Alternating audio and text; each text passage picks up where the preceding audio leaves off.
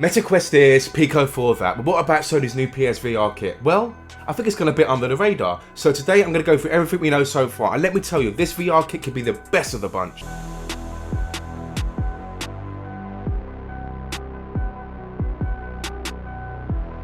Laszlo here again, getting you ready for the VR and metaverse world. Let's go. Sony's new PSVR 2 headset will include an OLED display with a resolution of 4000 x 2040 pixels, just slightly more than the Oculus Quest 2 mark right now. There will be a 110-degree field of view and foveated rendering, which will enhance graphics in correlation to where you are looking. Coupled with 4K HDR and frame rates of 90 to 120 Hz, Sony has promised their new VR headset will be a huge leap over its predecessors, taking gaming to a brand new level with the help of the power obtained from the PlayStation 5's hardware. In turn, they plan to have players have a greater sense of presence. Well, thank you Sony, that's fantastic. But how is this going to be possible? Slick and notably smaller than the likes of the Quest 2, it does look cool, I'm not going to lie. Plus, there's even a little space to plug your headphones in.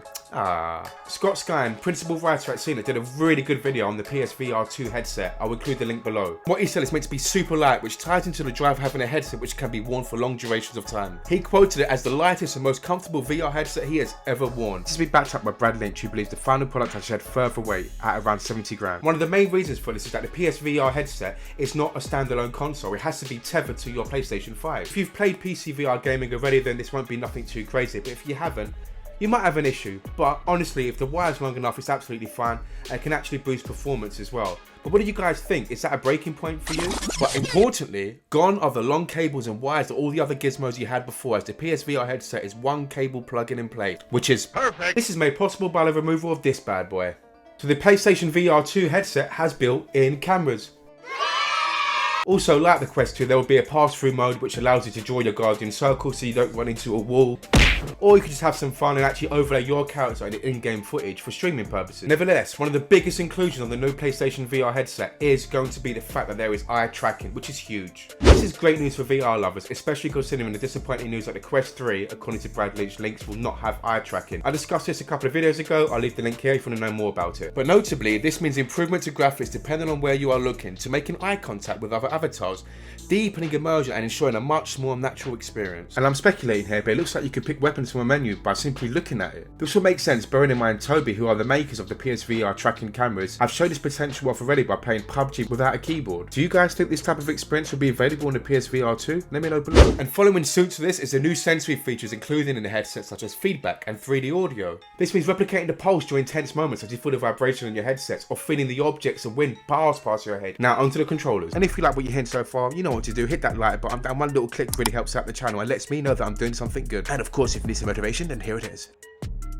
This is the first time Sony has had its own controllers, as before they used the Move controllers or the DualShock. We know Sony are driving a big upgrade with the Sense controllers, akin to the Quest 2's touch controllers. Like the PS5's DualSense, they will come with adaptive triggers, creating in-game tension at your fingertip, meaning you can feel the bow as it tightens up. And courtesy of Supersan, who leaked the PlayStation VR manual this week on Twitter, the PSVR Sense controllers will come coupled with the VR headset. According to Scott Skyen, who went hands-on, they kind of feel weightless and the buttons, or grip buttons, feel much more seamless, which make grabbing arms more realistic, compared to maybe the three-prong grabbing of the MetaQuest 2. Haptic feedback, including the controllers, are meant to be a big upgrade from the Quest 2's. And, interestingly, it's meant to work universally with the headset to create one whole experience.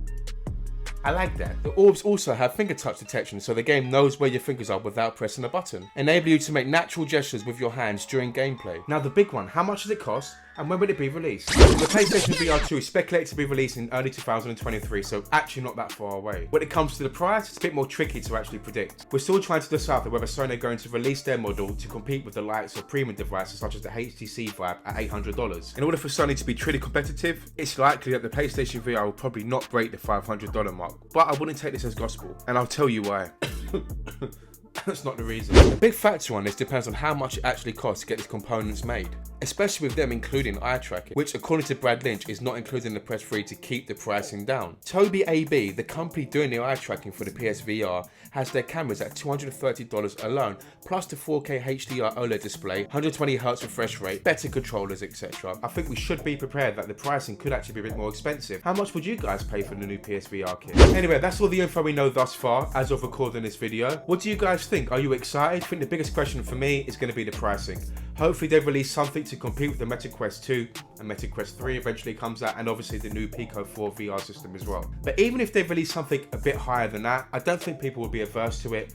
The opportunity to play the wealth of Sony games and exclusive, Last of Us, God of War, I think it's going to be a big selling point. Anyway, that's me finished. Hopefully you liked that and it was interesting for you. Hit that notification bell. If you haven't subscribed already, then hit that subscribe button as well. And stay tuned, because next week I'm going to discuss everything that we need from the PlayStation VR. And this includes the games as well.